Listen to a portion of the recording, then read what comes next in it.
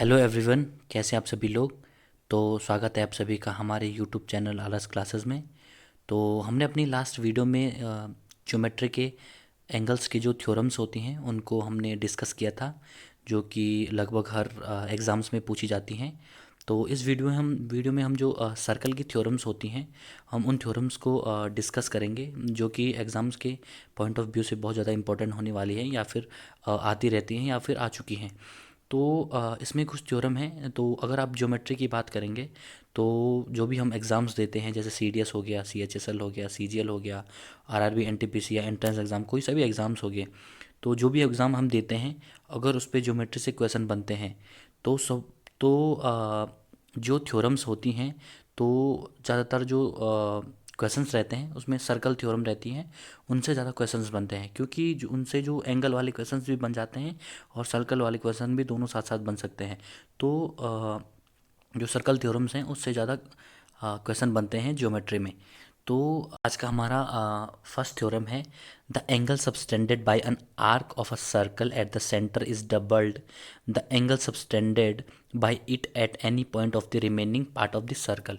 तो इस थ्योरम में क्या होता है कि सपोज कोई सर्कल है ये, और अगर हम इस सर्कल के किसी भी आर्क से अगर हम सेंटर पे अगर एंगल बनाते हैं, तो ये एंगल जो होता है, ये सपोज सेंटर ओ है, और ये जो एंगल होता है वो हमेशा दोगुना होता है, टू थीटा, टू टाइम्स होता है रिमेनिंग पार्ट के। अगर हम इस पे बनाएं, चाहे हम इस पे बनाएं, चाहे किसी पे बनाएं, तो ये हमारा थीटा होगा और थीटा होगा, और जो सर्कल के जो सेंटर पे बनेगा वो हमेशा टू थीटा होगा।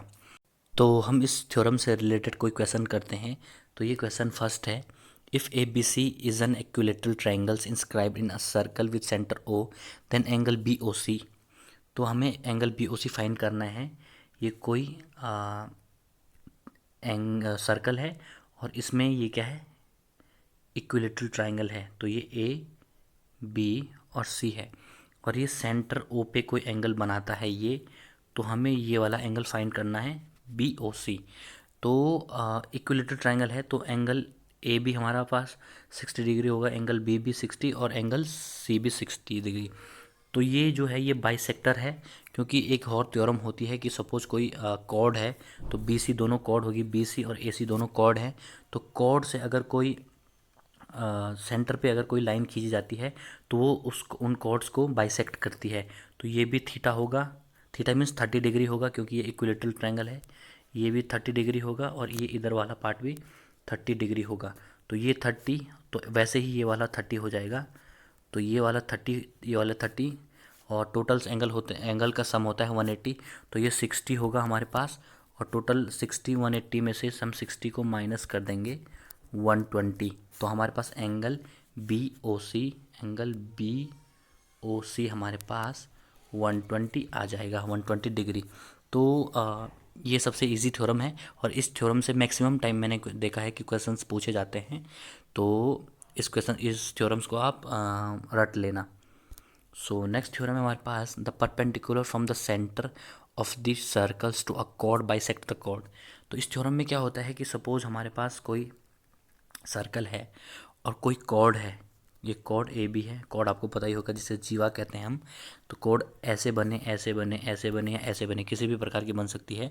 तो सपोज अगर हम इस कॉर्ड को, ये सेंटर ओ है, अगर हम इस सेंटर ओ से इस कॉर्ड पे अगर परपेंडिकुलर डालते हैं, तो ये इस कॉर्ड को बाइसेक्ट करती है। बाइसेक्ट करना मतलब बराबर भागों में डिवाइड करना। तो ये भी, अगर सपोज ये टोटल लेंथ इसकी 2 है ए बी की, तो ये भी 1 हो जाएगा, ये भी 1 हो जाएगा। तो इस थ्योरम में हम बाइसेक्टर थ्योरम भी कहते हैं। तो इसमें ये हो जाएगा। सो नेक्स्ट क्वेश्चन है हमारे पास, नेक्स्ट थ्योरम है हमारे पास, theorem number third, angle in the same segment of a circle are equal. तो इस वाले थ्योरम से भी बहुत ज़्यादा क्वेश्चंस बनते हैं। तो इस वाले थ्योरम में मेन क्या है कि सपोज कोई सर्कल है, ये सर्कल थ्योरम पढ़ें तो सर्कल तो आएगा इसमें। तो कोई सेगमेंट है, तो इस सेगमेंट से भी जितने भी एंगल बनेंगे वो सारे एंगल्स बराबर होंगे। तो ये सपोज कोई सेगमेंट है ए बी, और अगर हम इससे एंगल बनाते हैं तो एक एंगल ये बन सकता है, और इसको हम सी मानते हैं, और एक एंगल ये बनेगा, इसको हम डी मानते हैं, और एक एंगल ये बनेगा, इसको हम ई मानते हैं। तो जो जो ये एंगल होंगे, एंगल सी, एंगल डी और एंगल ई, तो इन तीनों एंगल्स की वैल्यू सेम होगी। सपोज अगर ये एंगल 60 डिग्री है, एंगल ए ई बी 60 है, तो ये वाला एंगल भी 60 डिग्री होगा और ये वाला एंगल भी हमारे पास 60 डिग्री होगा। तो ये हम सेगमेंट थ्योरम होती है इसमें। तो इसमें जो भी एक सेगमेंट पे जितने भी एंगल्स बनते हैं, कि चाहे वो कितने भी एंगल्स बन रहे हों, तो वो सारे एंगल्स एक की उनकी वैल्यू एक ही होती है। तो ये हमारे पास थर्ड थ्योरम थी। तो इसके लिए हम एक क्वेश्चंस देख लेते हैं।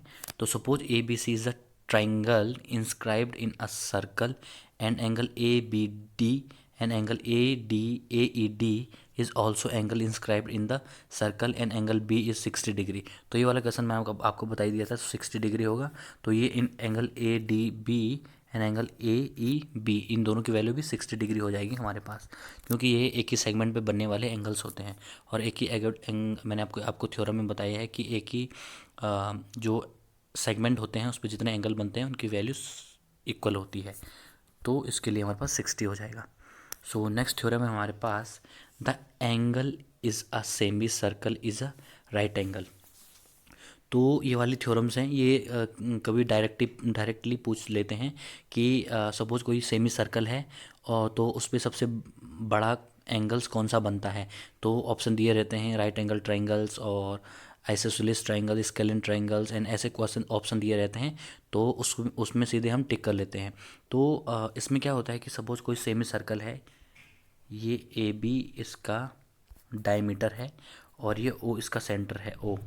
तो सेमी सर्कल में सबसे बड़ा जो एंगल बनता है वो 90 डिग्री का बनता है। तो ये एंगल हमारे पास 90 डिग्री का हो जाएगा। तो ये वाली क्वेश्चंस डायरेक्ट पूछा जाता है बहुत बार। तो एक थ्योरम ये थी। तो नेक्स्ट थ्योरम है हमारे पास, the sum of the pair of opposite angles of a cyclic quadrilateral is 180 degree.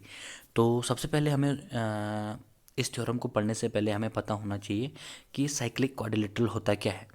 तो साइक्लिक क्वाड्रिलेटरल वो होता है कि सपोज कोई सर्कल है और उस सर्कल के अंदर हम सपोज कोई क्वाड्रिलेटरल ड्रॉ करते हैं। तो उस क्वाड्रिलेटरल के जो वर्टिसेस होते हैं वो सारे सर्कल को टच करने चाहिए। तो उस फिगर को हम साइक्लिक क्वाड्रिलेटरल कहते हैं। तो इसमें क्या होता है कि जैसे ये है, तो ये टोटल हमारा ए बी सी डी, ये हमारा टोटल हो जाएगा साइक्लिक क्वाड्रिलेटरल। तो अगर हम सपोज ऐसा करते हैं, ए ऐसा, ऐसा और ऐसा, तो ए बी सी डी, तो ये वाला फिगर हमारे पास साइक्लिक क्वाड्रिलेटरल नहीं माना जाएगा, क्योंकि इसमें जो बी है, बी का जो वर्टिस है, वो एज है जो उस पर लग, तो वो सर्कल को टोटली टच नहीं करता है। तो जिसकी वजह से ये साइक्लिक क्वाड्रिलेटरल नहीं होगा। तो इसमें बता रहा है, इसमें होता है कि ये सर्कल है और ये हमारे पास साइक्लिक क्वाड्रिलेटरल है, A B C and D. तो जी अपोजिट एंगल्स होते हैं, angle A plus angle C and angle B plus angle D. तो इनका जो सम होता है 180 डिग्री होता है। Sum means angle A plus B का sum 180 degree and angle B plus angle D का सम 180 डिग्री होता है। तो ईच होता है। तो एक थ्योरम ये भी होती है। तो इस वाली थ्योरम का यूज़ मेनली तब होता है कि सपोज़ हमें कभी 3 एंगल्स दिए हुए हैं, अगर हमने चौथे एंगल्स को फाइंड करना है किसी भी साइक्लिक क्वाड्रिलेटरल में, तो तब हम इस थ्योरम का यूज़ करते हैं। या फिर हमें अपोजिट एंगल्स को फाइंड करना होता है, तो तब भी हम इस साइक्लिक जो क्वाड्रिलेटरल जो थ्योरम होती है उसका यूज़ करते हैं। तो इस थ्योरम में बहुत क्वेश्चंस बनते भी हैं हमारे एग्ज़ाम्स में। तो दूसरा क्वेश्चन है हमारा, दूसरी थ्योरम है। तो दूसरी थ्योरम भी हमारी साइक्लिक क्वाड्रिलेटरल से रिलेटेड है। उसमें क्या होता है कि सपोज कोई सर्कल है, मैं पहले थ्योरम पढ़ देता हूँ। If a side of a cyclic quadrilateral is produced then the exterior angle is equal to the interior opposite angle. तो सपोज ये सर्कल है और ये सर्कल, ये हमारा क्वाड्रिलेटरल हो गया, A B and C and D.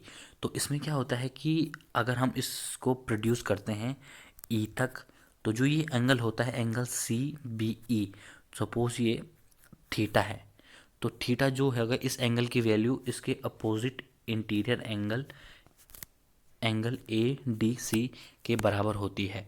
तो ए डी सी थीटा होगा तो सी बी ई भी थीटा ही होगा। तो ये हमारे पास थ्योरम आ जाती है। इस थ्योरम को हम डायरेक्टली कर सकते हैं। तो इसके लिए ये हो जाएगा। सो नेक्स्ट थ्योरम है, ये भी हमारे पास साइक्लिक क्वाड्रिलेटरल से रिलेटेड है। तो जब हम साइक्लिक क्वाड्रिलेटरल फॉर्म करते हैं तो अगर हम उसके उसमें एंगल बाइसेक्टर खींचते हैं और ईच साइड पे, तो मैं आपको ड्रॉ करके बताता हूँ। ये हमारे पास सर्कल है और ये हमारे पास क्वाड्रिलेटरल है, A B C and D. तो ये हमने एंगल बाइसेक्टर खींचा, एक हमने एंगल बाइसेक्टर डी का खींचा, एक हमने सी का खींचा, एक हमने बी का खींचा और एक हमने ए का खींचा। तो जो ये अंदर जो हमारे पास जो क्वाड्रिलेटरल बना, तो वो भी हमारे पास साइक्लिक क्वाड्रिलेटरल होगा। तो ये थ्योरम है। ऐसी थ्योरम जो होती हैं वो डायरेक्ट क्वेश्चंस में पूछी जाती हैं। सपोज पूछ लिया, the quadrilateral formed by angle bisector of a cyclic quadrilateral is also a, तो अंदर फिर क्वेश्चन पूछेगा, फिर ऑप्शन देगा cyclic quadrilateral, rectangle, rhombus, trapezium, ऐसा वगैरह पूछेगा। तो जो ये अंदर वाला जो क्वाड्रिलेटरल फॉर्म होता है वो भी एक साइक्लिक क्वाड्रिलेटरल होता है। तो इसके लिए हमारे पास ये हो जाएगा, P N C D of a circle intersect inside and outside the circle when produced at E, then A E into E B and D E into E C equals होते हैं। तो इसमें क्या होता है कि ये कॉर्ड है, ये हमारे पास सर्कल है और ये ए बी और सी डी हमारे पास दो कॉर्ड हैं जो कि ई पॉइंट पर इंटरसेक्ट करती हैं। तो जो ए ई और ई बी का मल्टीप्लिकेशन होता है वो हमारे पास ई सी और ई डी के मल्टीप्लिकेशन के बराबर होता है। तो बहुत बार क्या होता है एग्ज़ाम्स में डायरेक्ट क्वेश्चन पूछ देता है, आपके पास ई सी, आपको ई सी और ई डी और ए बी की वैल्यू दी होगी और आपको ए ई की वैल्यू निकालनी पड़ती है। तो आप एक ए ई की वैल्यू डायरेक्ट निकाल सकते हैं इस थ्योरम से। तो ये तो होगी इंटरनली थ्योरम। अब एक्सटर्नली थ्योरम हमारे पास, ये कोई सर्कल है और हमारे पास ये है, हमारे पास ए बी कॉर्ड और ये हमारे पास कॉर्ड है सी डी। ये यहाँ पे किसी पॉइंट ई पर इंटरसेक्ट करती है। तो इसमें भी सेम होगा हमारे पास। तो जो ए ई होगा, ये वाली पूरी लाइन, वो हमारे पास उसका मल्टीप्लिकेशन और बी ई का मल्टीप्लिकेशन हमेशा ई सी, ये पूरी वाली और सी डी के मल्टीप्लिकेशन के बराबर हो जाएगा। तो इस वाली थ्योरम्स में भी हम सेम वैल्यू दी हुई होगी। तो इस वाली थ्योरम्स में भी हम इजीली किसी भी जो हमारे पास लाइन होगी या हमारे पास जो कॉर्ड्स होगी उसकी वैल्यू को हम फाइंड कर सकते हैं। तो नेक्स्ट थ्योरम है हमारे पास 9, if a circle of a radius R inscribed in a triangles of area A, if the semi perimeter of the triangles is B, then R is equal to A upon S। तो इस theorem में क्या होता है कि suppose कोई हमारे पास triangle है और उस ट्राइंगल के अंदर एक सर्कल इंस्क्राइब है और ये एंगल ए हमारे पास ए बी सी है। ये ट्राइंगल हमारे पास कुछ भी ट्राइंगल हो सकता है, चाहे वो आइसोसेलेस ट्राइंगल हो, चाहे हमारे पास ये राइट एंगल ट्राइंगल हो, चाहे इक्विलेटरल ट्राइंगल हो, चाहे स्केलिन ट्राइंगल हो। तो कोई सा भी ट्राइंगल हो और उसका हमें सेमी पेरीमीटर दिया हो। अगर सपोज उसका सेमी पेरीमीटर एस है या आर है या पी है, कुछ भी मानो आप, तो और उसका एरिया हमारे एरिया दिया है, तो हमें अगर उसकी रेडियस फाइंड करनी है तो उसकी रेडियस ईजिली आर अपॉन उसके एरिया ए और उसके सेमी पेरीमीटर के डिवाइड के से निकल जाएगी। तो area upon semi perimeter is equal to उसकी रेडियस निकल जाएगी। तो ये थ्योरम हमारे पास बहुत सारे क्वेश्चन दिए रहते हैं जिसमें से हमारे पास किसी भी ट्राइंगल का एरिया और एरिया दिया रहता है, हम पेरीमीटर वहीं से निकाल देंगे और पेरीमीटर भी दिया होगा बहुत क्वेश्चंस में। तो हम इजली उस जो सर्कल रहता है उसकी हम रेडियस या हम एरिया कुछ भी निकाल सकते हैं। तो इसके लिए हमारे पास ये फार्मूला हो जाता है R equal to area upon semi perimeter. So next theorem है हमारे पास, इस थ्योरम को हम टेंजेंट थ्योरम कहते हैं। तो a tangent at any point of a circle is perpendicular to the radius through the point of contact and length of two chords are equal. तो इसमें क्या होता है कि ये कोई सर्कल है और इसमें हमने टेंजेंट क्या होती है, टेंजेंट क्या होता है कि किसी भी सर्कल को जो उसका पॉइंट ऑफ कांटेक्ट होता है उस पर हल्का सा टच करती है, तो इसे हम इस हिंदी में स्पर्श रेखा कहते हैं। तो एक ये है हमारे पास टेंजेंट ए पी, ये इंटरनली टच कर रहा है। और अगर ये दूसरी हमारे टेंजेंट की बात करें तो ये बी टेंजेंट हो गया हमारे पास पी। तो अगर ये सर्कल पर हमेशा क्या करते हैं, ये 90 डिग्री का एंगल बनाते हैं। कोई भी टेंजेंट जो होता है हमेशा किसी भी सर्कल सर्कल के सेंटर पर 90 डिग्री का एंगल बनाता है। तो ये भी टच करेगा तो ये भी 90 डिग्री का एंगल बना देता है।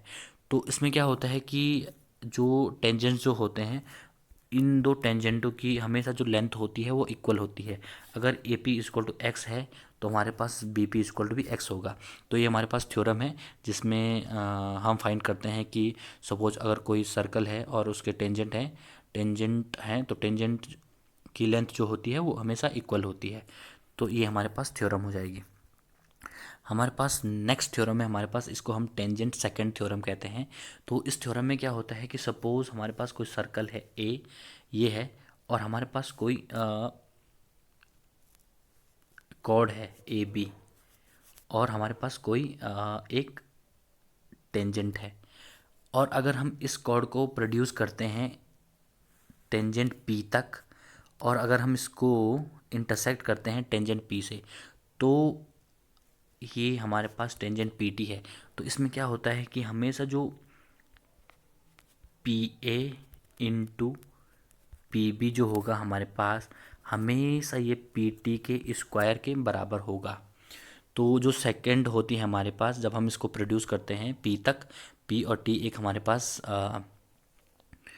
टेंजेंट है, तो इससे हम P A into P B is equal to P T square. तो इसकी वैल्यू हमारे पास किसी भी नंबर्स की वैल्यू, सपोज अगर हमारे पास ए बी की वैल्यू एक्स दे रखी है और हमारे पास 2x दे रखी है बी पी की वैल्यू, और हमने पी टी की वैल्यू फाइंड करनी है, तो पी टी का स्क्वायर इक्वल टू होगा हमारे पास पी ए का स्क्वायर, ये हमारे पास 3x हो जाएगा, और और पी बी का स्क्वायर इंटू एक्स, तो ये हमारे पास 3x स्क्वायर हो जाएगा। तो इसके लिए हमारे पास रूट एक्स रूट हमारे पास वैल्यू आ जाएगी इसकी। तो ये हमारा इसके लिए आंसर हो जाएगा। तो नेक्स्ट थ्योरम है हमारे पास, theorem number 12। If a circle touches all the four sides of the quadrilateral then the sum of opposite pair of sides are equal. तो सपोज कोई ये हमारे पास कोई क्वाड्रिलेटरल है, फिर से मैं वही कहूँगा कि ये क्वाड्रिलेटरल कुछ भी हो सकता है हमारे पास। क्वाड्रिलेटरल का मतलब होता है चतुर्भुज, आपको पता ही होगा, ये तो नॉर्मल क्वेश्चन है। क्वाड्रिलेटरल चतुर्भुज जिसमें चार भुजाएं होती हैं, और अगर कोई सर्कल इसके अंदर इंस्क्राइब है और ये हमारे पास A B C D quadrilateral है, तो ये जो अपोजिट साइड होते हैं उनका सम हमेशा इक्वल होता है। Means A B plus C D is equal to A B plus C D is equal to होगा हमारे पास B C plus A D.